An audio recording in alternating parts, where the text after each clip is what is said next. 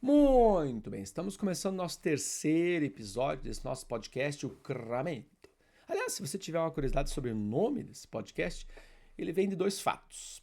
Primeiro, cresci com meu pai, de sangue italiano, gritando para a televisão diante das notícias estapafúrdias da sua época, Cramento! Claro, uma clara indignação, interjeição de espanto diante da sucessão de absurdidades que aconteciam lá pelos anos 80 no Brasil. E segundo, porque eu vivo nesse mesmo Brasil que continua teimosamente, naftalinicamente, com aquele cheiro de mofo típico de notícia velha, repetindo as velhas absurdidades, só que com novos personagens. É uma novela de roteiro conhecido com novos atores. Se você, como eu, tem essa sensação, é porque você, como eu, talvez concorde que política no Brasil é uma questão de saúde pública. Se você tem a percepção angustiante que nós vivemos nos corredores de um hospício mal administrado, repleto de Napoleões mal medicados no Sanatório Geral da República, você vai concordar comigo. Política é uma questão de saúde pública. E não estou falando aqui de saúde pública que possa de fato ser afetado por má gestão, por corrupção, por desvio de verba, enfim, aquelas coisas cotidianas que acontecem no Brasil. Estou falando de fato de alguns problemas que podem ser cognitivos graves, algum tipo de dissonância ou mesmo canalice criminosa, que aqui vou colocar no pacote da saúde pública. E não estou falando também apenas dos políticos eleitos, estou falando daqueles que são indiretamente escolhidos, como por exemplo os 11 ministros do Supremo Tribunal Federal. Veja, se lá na savana africana os leões escolhessem seus líderes, como nós brasileiros escolhemos os nossos, entre aspas, líderes, provavelmente o bando de leões já teria sido extinto há muito tempo.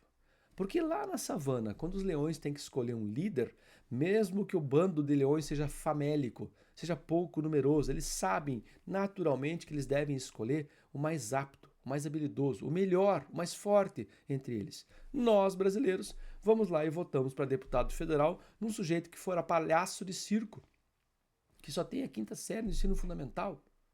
Como esse sujeito poderia nos representar ou criar leis? Vou lá e escolho um jogador de futebol, que aliás também só tem ensino fundamental, porque ele jogava no meu time ou era um grande jogador. Não estou aqui discutindo se ele era ou não era um grande jogador, estou discutindo a competência, a sanidade dele para tratar de política, tratar de legislação. Vou lá escolher um ministro do Supremo Tribunal Federal porque ele era amigo do meu pai, ou era meu advogado. De novo, não estou discutindo a legalidade, estou discutindo a imoralidade e a sanidade desse tipo de atitude. E mesmo aqueles que estão no espectro político, mas não dentro dela, ou seja, aqueles que deveriam denunciar, os chamados jornalistas, e aqui estou me referindo especialmente à chamada imprensa oficial, a grande imprensa, a imprensa marrom, a velha imprensa, diante dela, e incluo agora no pacote aqueles políticos que deveriam denunciar toda essa barra funda jurídica, moral, civilizacional, republicana, democrática que o Brasil vive, vejo por parte deles, e você vai concordar comigo, você que me ouve, uma condescendência, uma irresponsabilidade, uma covardia, uma vaidade, uma cobiça, uma ambição pessoal e uma demagogia. É só você olhar a dissonância discursiva que se vê por aí. Dissonância discursiva é quando você não concorda com a forma como a realidade está constituída, então você cria um discurso desconectado da realidade. E você passa a fazer com que as pessoas acreditem no discurso e não nos fatos que teimosamente se mostram.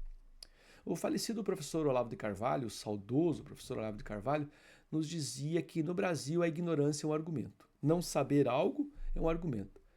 Você afirmar algo ignorante é um argumento. E eu acho que foi Rui Barbosa que disse, se não me engano, de tanto ver triunfar os idiotas, passei a acreditar que a idiotia, a ignorância é uma ciência. Talvez devêssemos criar um campo de estudo nas nossas parcas universidades de qualidade e dizer assim, vamos criar aí uma teoria da ignorância para estudar como é possível tanta insanidade, tanta ignorância chegar à liderança de um país. Veja, quando você tem que analisar a situação política brasileira, como nossos jornalistas oficiais, a grande imprensa faz, com a profundidade de um pires, porque é isso que eles fazem, a profundidade de um pires. Eles demonstram justamente isso, ou ignorância, ou canalice, ou vaidade, ou cobiça, ou omissão, ou condescendência, ou indiferença, porque eles não analisam os méritos das questões, o assunto, o tema em si. Eles olham para a superfície do lago e a partir do reflexo dessa água, na superfície, deduzem todo o resto que há na profundidade e não analisam a profundidade, o que denota também aí uma questão de identidade. Será que esse sujeito está fazendo essa análise é capaz, tem conhecimento de fato para fazer essa análise? Ou está apenas atendendo alguma exigência pessoal, profissional, financeira, política, ideológica? O que denota novamente um problema de saúde pública relacionado à política. Sendo a nossa democracia um laboratório daquilo que já falei aqui em outro vídeo, a democracia é uma forma degenerada dentro da República, ela tem falhas visíveis, e o Brasil é a prova disso. Nós construímos um tiranete, que talvez seja hoje o homem mais poderoso do Brasil, o senhor Alexandre de Moraes. E aqui, senhor Alexandre, peço desculpas, não estou lhe ofendendo, estou fazendo uma constatação.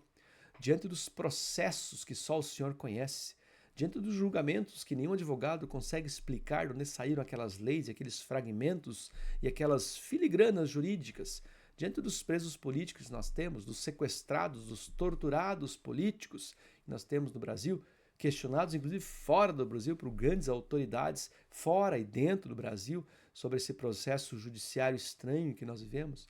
O senhor Alexandre de Moraes, e eu quero deixar para ele e para aquele que nos escuta essa última mensagem. Quando um cachorro, um animal, uau, quando um cachorro agride, ataca um ser humano, ele tem que ser sacrificado. Por quê? Porque se entende que uma vez provado o sangue do ser humano, assim de forma bem simplória esse raciocínio, uma vez provado o sangue do ser humano, o cachorro irá tentar prová-lo novamente, ou seja, ele passa a ser perigoso ao ser humano, então ele deve ser sacrificado. Ora, uma república democrática, por mais que a democracia seja imperfeita, ela é o que nós temos. Uma república democrática é como uma esposa extremamente ciumenta. Ela não aceita que quem se deite com ela se deite com outras esposas, nem que seja um único flerte. Uma vez flertada com a tirania, a república democrática, essa esposa ciumenta, não admite retorno. Há divórcio, há separação e é litigiosa e é violenta, é feio. Portanto, aos tiranetes de plantão eu aviso, não existe flerte com a tirania que não cause o ciúme da República Democrática. Ela é uma esposa ciumenta. Uma vez agredida, uma vez traída, uma vez constatada a infidelidade, não há mais retorno. Ninguém que tenha flertado com a tirania é confiável para permanecer fiel à República Democrática. Então, aqueles que vivem inventando subterfúgios para leves flertes, sem mesmo que nunca tenham tido conspurcado o corpo da tirania, ainda assim foram infiéis à República Democrática. A esses eu digo, flertou com a tirania, pede o divórcio e vai embora.